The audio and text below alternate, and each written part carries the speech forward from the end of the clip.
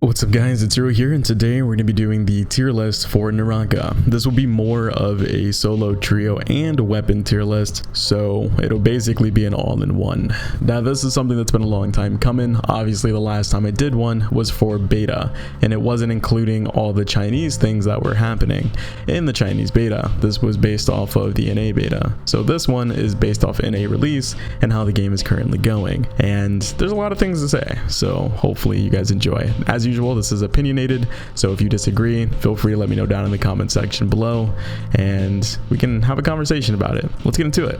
So the first tier list we're actually going to start off with will be solos, and the first character we're going to start off with is Kurumi, which is currently my main. Now Kurumi now is more of a D tier character. Before I put her in S tier.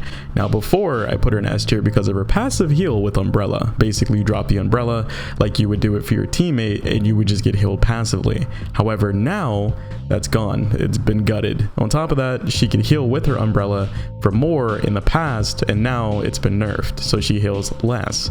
And what sucks about this is she's a one-trick character. All her other F abilities don't really pertain to her, it pertains to her teammates. So her heal was the best thing she had going for her, but now that it's gone, it's just kind of like, what do we do, you know?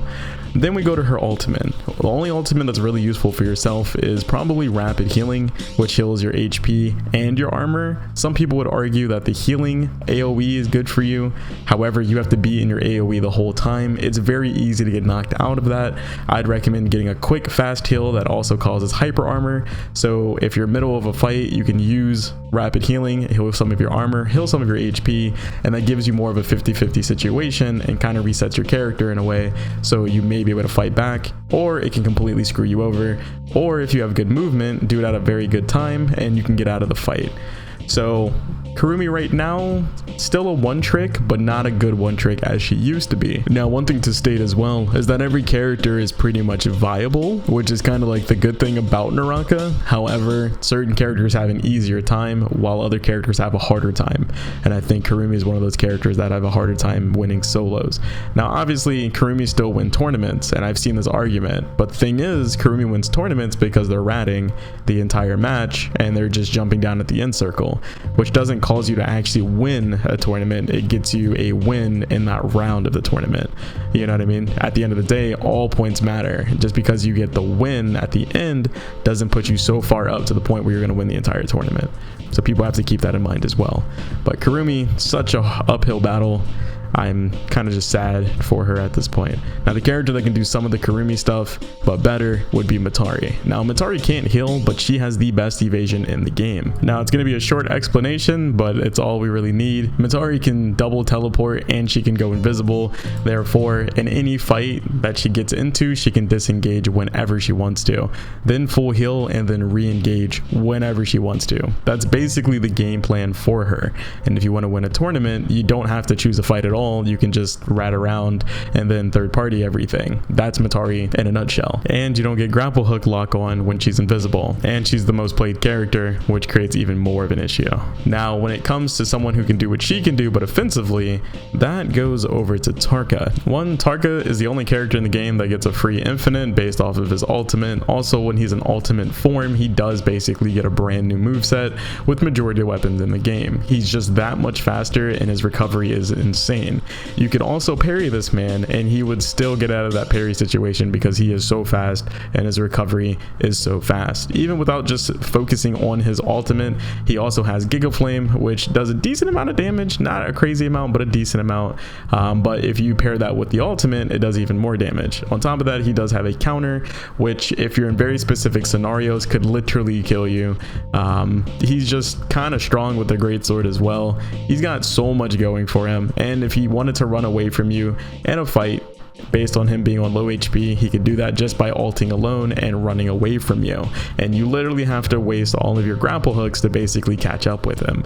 And on top of that, that fire that's leaving a trail, if you get hit by that, that causes dot damage to you. So if you're chasing him and being sloppy with it, you can kind of just get slapped and baited, and it sucks, but it's something that he can do, and specifically only he can do. So a lot of things going for him. He's a well-rounded character, but he's extremely strong at being well-rounded. And with that being said, that just throws him unlimited potential, and it's just It just sucks, to be honest. Now, the next character is Viper, which is kind of hard to place, and I know people will agree or disagree with me on this one, but I don't really know how to place her, right? Because she's kind of a mini Tarka in terms of using an ability to get crazy combo potential. Because if she uses her F2, with one and negate 2, you can't use abilities and stuff like that. But on top of that, if she's already doing melee against you and then she pops that, it basically gives her a reset to reset the combo, and you're kind of stuck. And as you guys know, if you're stuck in combat in this game and you're already not able to get out of the situation, you're gonna die. Like, it's very hard to get out of that scenario, and Viper can force that upon you. So that alone is super fucking strong. When you throw her ultimate out there, the first one that comes to mind is her ultimate 3, which allows her to attack while her ultimate's going off, which basically means you cannot use abilities or ults or grapple. On top of that, if you have F2, that's double negating you to get out. So she's forcing you to fight her. That's insane to me. On top of that, her regular ultimate can stun you for 5 seconds. If she does get that off, she can kill you in that whole entire scenario. Like, she's a strong character, but she's not as strong as Matari and Tarka, so I would throw her in B. Actually, instead of moving her to B tier, we're actually gonna move her to A tier. Yeah, I think that's pretty fair, for sure. Next up would be the Monk. I do think Monk, from before I put him at F, I think he's more of a B tier character. He's kind of like a, I'm gonna have to say this, he's definitely more of a balanced character. I feel like the game should be balanced the way he is, but it's not, because he's such a straightforward character. His abilities don't like completely demolish people. It's like hit or miss, you know. All these characters kind of have things going for them, and it's guaranteed this, guaranteed that. With him, it's okay, I can do the bell in an escape situation. I may get out of this situation, you know, or I can do bell to get my turn back, but I'm not guaranteed a kill in that scenario. And that goes the same with like the counter version of his bell. That goes the same for the pushback for the bell, which is kind of the worst one to do, but at the same time it's a good one to do for a jail out of free card. But it doesn't put you at like a pure jail out of free card like Matari. It's a jail out of free card in terms of more of like a reset, which could fuck a lot of people over. I know a lot of people where if you reset them, they end up losing that fight a lot of the times, and those are even strong players out there that do that too. So when you take that into consideration, his F ability isn't terrible, it's pretty good, but it's got to be used at the right moments. If you use it at the worst moments, you're gonna die. If you use it at the okay moments, you could still die. If you use it even at the good moments, you could still die. It's such a fair ult. He's such an honest, wholesome character. When it comes to his ultimate though, the only one that's worth mentioning is the one where if you grab someone you can heal. That's about it. He still has a bunch of hit points where if everybody teams up on him in solos, he's going to die. This character is very different in trios, but in solos, it's hit or miss on him being really, really strong. At the end circle though, he's pretty good because he can ult and get his health back. So that's kind of like a clutch that no one else can really do. Other than that, I can't put this character anywhere higher or lower. I think he's definitely a B tier character. I don't think he's overpowered by any means. I don't think he's underpowered by any means. I think, again, he's probably one of the most balanced characters in the game. I wish other characters were as balanced as him, but we don't have that right now. So it is what it is. It is what it is. The next up on the list, which is the last original character, that is Timolk. Now Timolk, a lot of people still say he's underrated. I still disagree. I think his F is very hit or miss. A lot of people will be like, oh well, his F gives you a free CC into a combo. Yeah, if his F hits and it works right. It doesn't always work right, so he's inconsistent. When it comes to his ultimate, very inconsistent on always getting someone in the sand. You can be consistent with it, but you have to be good with it. You know, I think his skill ceiling's high, but I also think he's not a character where I think, okay, top 10, there's a Timolk in here. Nah, unless it's Q Taco or some shit, I can't think of that. It's just not possible.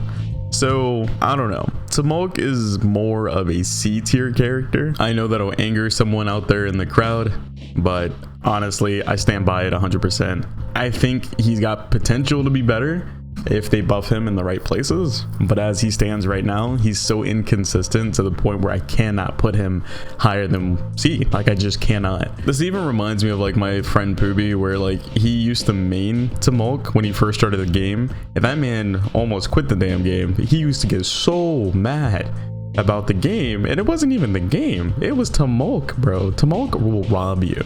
He will seriously rob you. You'll be looking at somebody, throw your F, and it just won't even hit. And it's just like, why am I playing this character? Why rob myself? Why do that? But yeah, that's where I stand with Tomok. His heart's in the right place. His skill ceiling's high. If you want to make him work, you can. But again, the skill ceilings are very high. You got to put in a lot of time to really get him to shine. Next character and the last character is our new character, Valda. Now, Valda is kind of a hard placement as well. I think her CC is way stronger than Tomok's CC because it's not inconsistent. On top of that, if you use Valda more in the close range, her F ability is almost damn near guaranteed, and her ultimate can also hit pretty quickly. However, if you're quick on the draw with the ult, it's not going to be guaranteed. So her ult can be inconsistent on getting people, but I think she super shines in trios with her ult. However, the funny part is we're only talking about the first part of her ult. We're not talking about the second part where she's throwing the spears at you to CC you, which also does damage. So this character kind of becomes a monster in her ult form if they have good aim with it. This comes down to even like Monk, for example. When he's in ult, if his aim is terrible with his hands, he's not gonna get damage off. It's kind of a waste of an ult, though you get full HP back depending on your scenario or your situation. But again, it's still a skill shot. You have to get these hits off, and if you don't get them off, it's a waste of an ult. So I think with that being said, it's just as fair to put her in B, just like we put Monk in the B. Now, I know some people are gonna be like, whoa, this decision's crazy. I still think she's so new, it's really hard to gauge her, but I think it's fair to put her in B from how she stands right now. Don't think she's broken. I don't think she's Viper crazy, as in isolating people to fight her. But I think she's crazy enough where she's better than Tomok with CC potential, but she also has the Monk aspect of skill shotting in your ult. So yeah, I give her B tier. Not a terrible character by any means. Now, I do think only time will tell in terms of her placement. I believe she could be C to someone else or A to someone else, but I'm feeling like she's B. She's got a lot going for her, but it's not like overly broken just yet. But yeah, I guess it's time to move over to the trios part of the tier list, which should be pretty quick compared to the solos because yeah. So the first thing we have to get off our chest before we jump into this tier list is that all characters are viable in trios. There's not going to be one comp that just wins trios every single time, and there's not a character that will fully carry you every single time in trios. I fully believe that every team comp you can win trios with. So the first thing I gotta say is that there are certain characters that scale up, like Tomok. I think Tomok goes straight up to S. The fact that he can isolate parts of a team just based off of his ultimate alone is insane. On top of the fact that his F can be a little bit more consistent in trios, mainly due to the fact that there's 3 people you have to focus on, and if you're not focusing on the Tomok and he gets his F off, then you could get bodied by the rest of his team. On top of that, he synergizes with almost everybody in the game, and on top of that, everything he lacks in solos in terms of consistency, he basically gets it all back ×2 when he's in trios. Plus, his ult can be used as an engagement tool and a disengaging tool, and when it comes to trios, that's extremely important to have. It's almost just as important as just having a good team synergy in the first place. And another character that helps with team synergy is Matari, and she also goes up to S. Now, Matari in trios is kind of insane because she can turn her entire team invisible. Just like we don't like her in solos,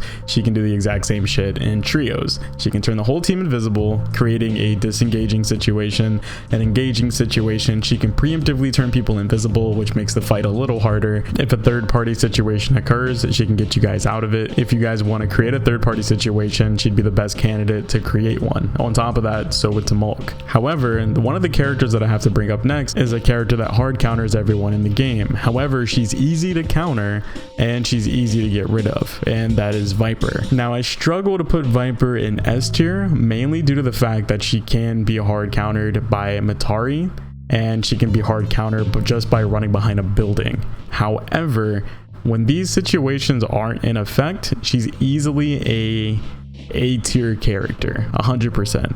Now, Viper on her third ult disables ultimates, grapple hooks, and abilities, which is an extremely strong asset to have on a team, because if there's a Mataria on the other team and you preemptively ult, she can't turn her team invisible, so she can't counter the ult and your team gets a +1 in that situation. However, if the Matari does ult first, then Viper ends up getting screwed over and her ultimate is just practically useless. The only thing she can rely on after that is her F, and that's something that's only more of a single target thing. You can hit multiple people with it, but it's very unlikely that you'll get that consistently.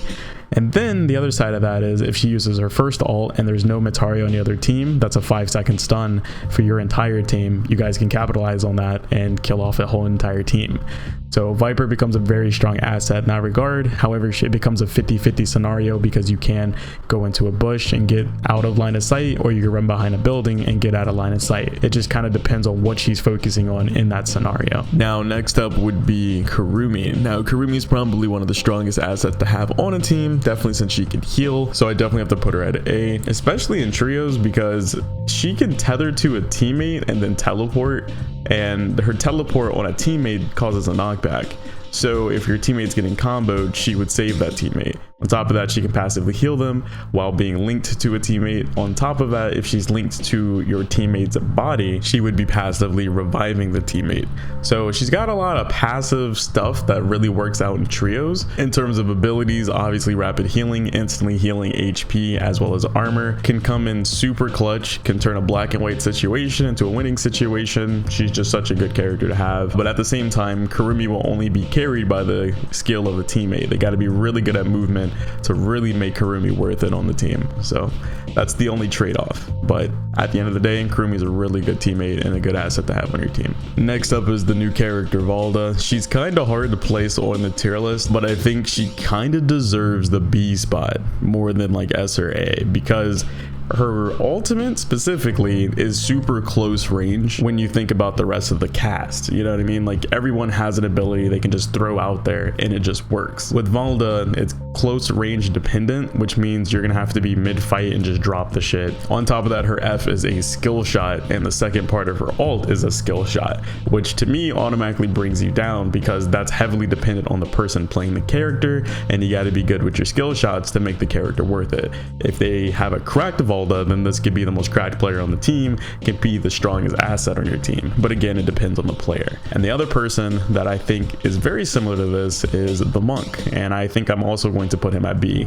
Now, I think Monk is actually pretty strong in trios. However, one, skill shot ult, and number two, he's very heavily dependent on his team, because there's too many times where I've seen a team go super successful by them fighting with the Monk. But I've seen other situations which this is how it goes a lot of times, where people are tunnel visioning other people on the team and the Monk is getting his ass whooped in the corner, and everyone's just like, yo Monk, why'd you die? Wait, you're trash. And it's just like, no, y'all didn't help me.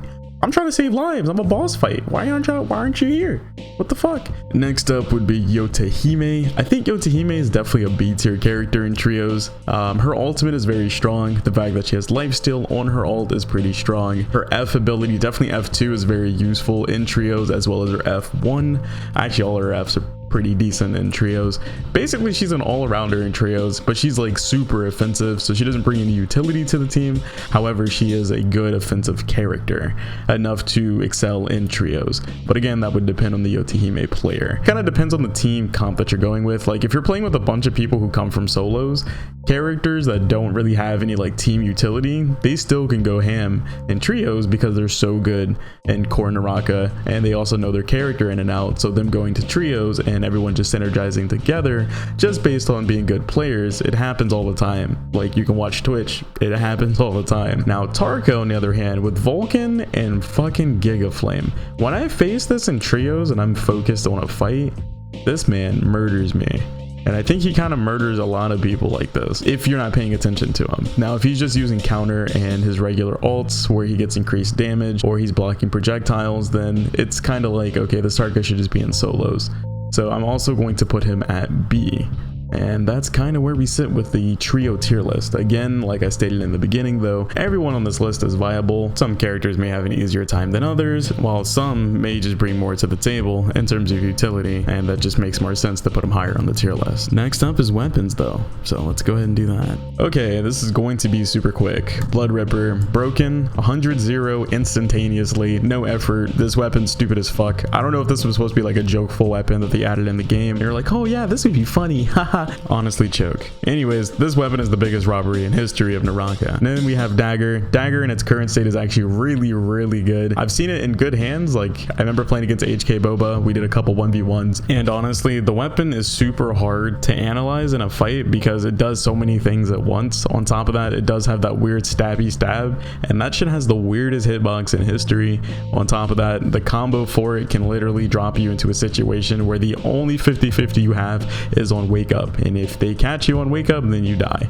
And that's very similar to another weapon that I'm going to name, which is absolute robbery, and that is the infamous longsword. I don't even have to explain it. Toothpick is fucking annoying. The toothpick follow-up afterwards is very easy to do. Like, honestly, a lot of the combos that we're actually learning, it just brings the skill ceiling so much lower because anybody can do toothpick and then just win all their matches. On top of that, it's a projectile / melee weapon. Why would you give it this? Next up is the honorable katana, which I think is probably one of the more balanced weapons, so we're gonna put that at A. However, it is extremely inconsistent on incline and decline.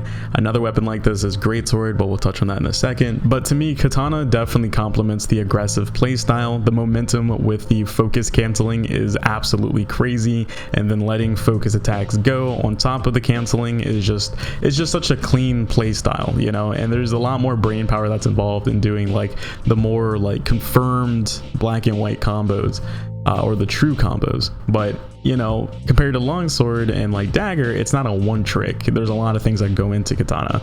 And another weapon that makes me think of this is spear, which spear is more of a plus side version of katana because it does have more range. It's easier to catch people, but it also has the same factor of, you know, being able to play aggressive with it and doing like focus cancels to catch up to your opponent. Also being able to bait with your focus into other moves. It's just absolutely insane. And that's not even talking about Dragon Slayer or the crouch R&B. Like, it's just such a good weapon. I also always recommend running katana and spear. They complement each other so fucking well.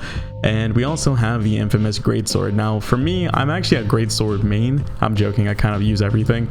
That's not S tier, but yeah, I like greatsword a lot. I think greatsword kind of puts out the Dark Souls playstyle a little bit, which is more of just baity gameplay. But greatsword definitely has a lot of damage going for it, but again, it is very inconsistent on incline and decline, even more so to the point where it'll get you parried and murdered. Seriously.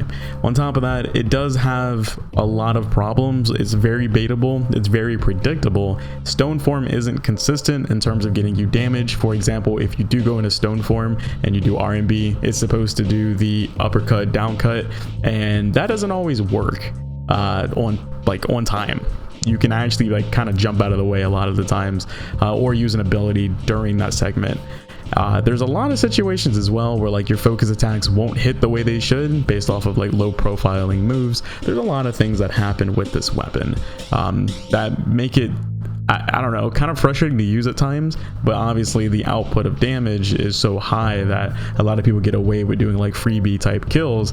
But I would also argue that a lot of people just kind of face tank greatsword and dive for it a lot. And I've seen a lot of streamers do this and then they complain about it, and it's like, bro, that's your fault that you just died right there. Sometimes you fuck up and you gotta eat shit once in a while. It'd be like that sometimes. But anywho, that is the melee tier list. I would do a ranged tier list, however I think it would be way too easy to do. I'll even bring it up on screen really quick. So we have bow, obviously S tier, one of the best long ranged weapons in the game, and it's also one of the faster long ranged weapons in the game.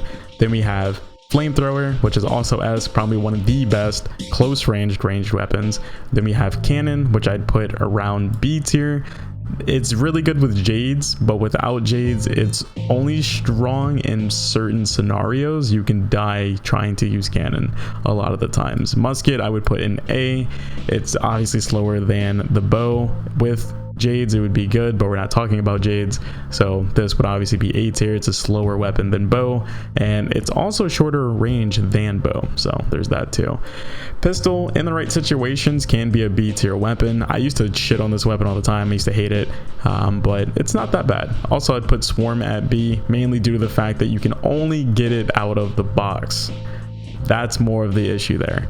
If this is something you could get all the time, cough cough, beta 1, you could do that. I would probably put it at A tier, but as of right now, it's really good in trios, really good in solos, in the right situations.